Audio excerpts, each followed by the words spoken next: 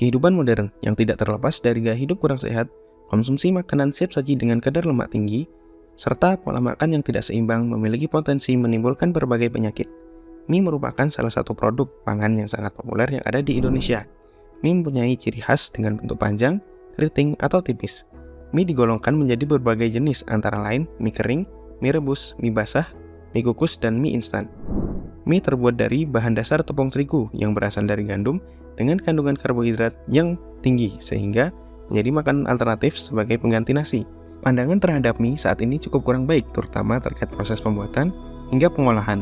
Sehingga banyak industri yang mengembangkan berbagai formulasi untuk meningkatkan kualitas kesehatan serta memperbaiki pandangan tersebut. Jember merupakan kabupaten di Indonesia yang dimana masyarakatnya sebagian besar adalah petani. Petani Jember banyak menghasilkan edamame dan padi. Edamame sendiri menjadi penyumbang terbesar dengan hasil ekspor mencapai 6.000 sampai 7.000 ton per tahun. Pemanfaatan edamame sebagai hasil pertanian lokal saat ini masih sangat kurang maksimal. Dilihat dari angka ekspor yang cukup tinggi. Padahal edamame mengandung banyak kandungan seperti protein yang cukup baik serta komponen fitokimia yang baik untuk tubuh dan masih dibutuhkan secara lokal. Begatul merupakan salah satu hasil samping dari kulit ari padi. Begatul diperoleh dari penyaringan sekam atau gabah sebanyak 8-12% dari bahan utama. Namun, banyak masyarakat yang menganggap bahwa begatul merupakan limbah sisa dan banyak dibuang atau dimanfaatkan sebagai pakan ternak. Salah satu produk yang kami gunakan untuk membuat mie adalah tepung edamame.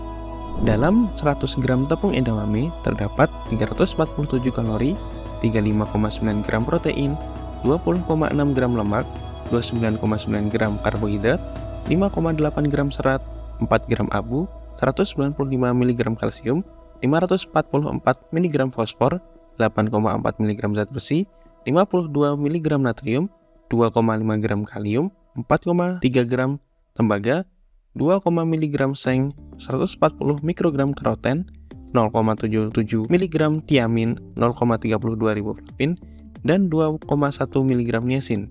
Selain itu, tepung edamame mengandung protein yang cukup baik serta komponen fitokimia seperti isoflavon, sterol, dan saponin. Selain itu, bahan yang ditambahkan pada produk mie kami yaitu adalah begatul beras putih.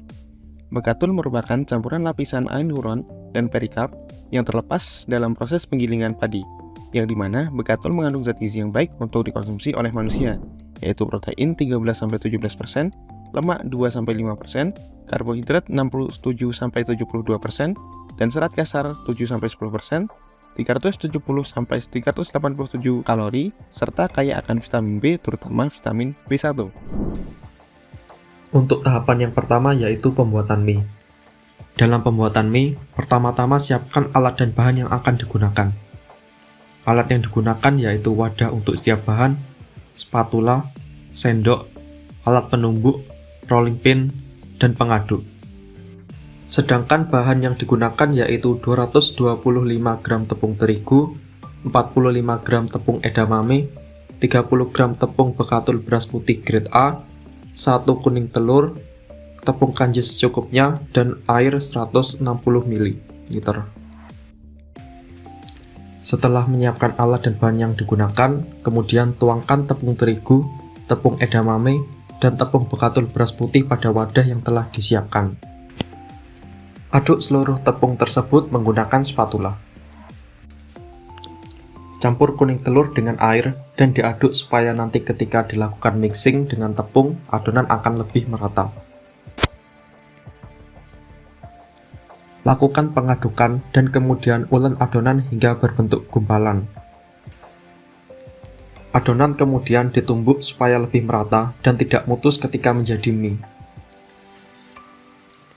Adonan mie yang telah ditumbuk kemudian digulung menggunakan rolling pin supaya mudah masuk ke dalam alat pencetak mie.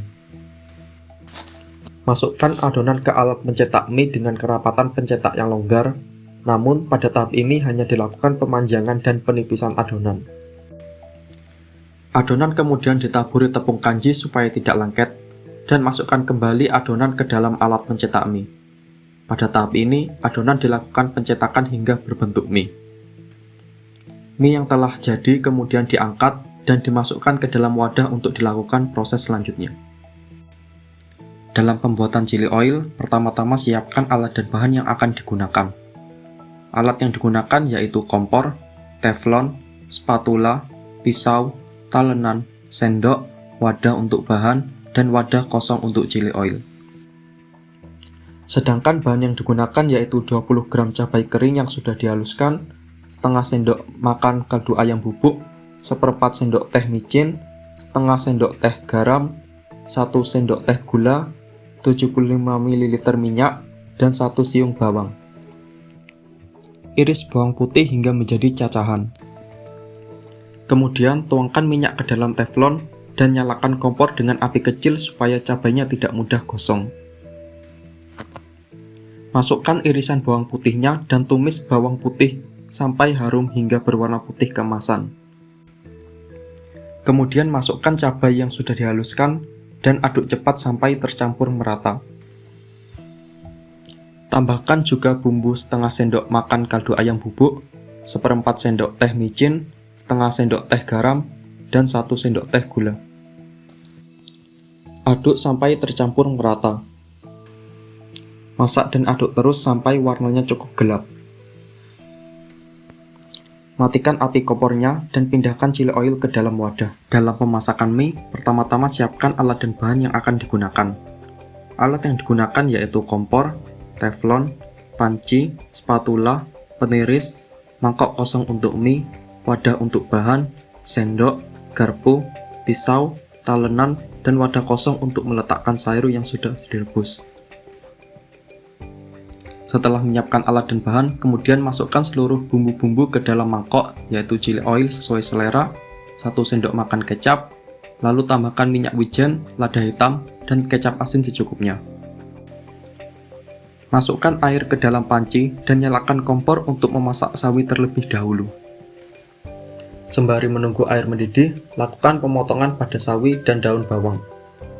Setelah air mendidih, masukkan sawi ke dalam panci. Sawi yang sudah matang kemudian diangkat dan ditiriskan. Tuangkan kembali air ke dalam panci dan nyalakan kompor. Sembari menunggu air mendidih kembali, sawi yang sudah ditiriskan kemudian dimasukkan ke dalam wadah. Setelah air mendidih, masukkan 1 porsi mie ke dalam panci. Apabila mie sudah terasa kenyal, angkat mie dan tiriskan. Mie yang sudah ditiriskan kemudian dituangkan ke dalam wadah berisi bumbu-bumbu dan diaduk hingga merata. Tahap selanjutnya yaitu memanaskan ayam hainan yang sudah dimasak sebelumnya. Mie yang telah dibumbui kemudian dilakukan plating dengan penambahan ayam hainan, sawi, dan bawang goreng supaya terlihat lebih cantik. Hamba mie siap dihidangkan.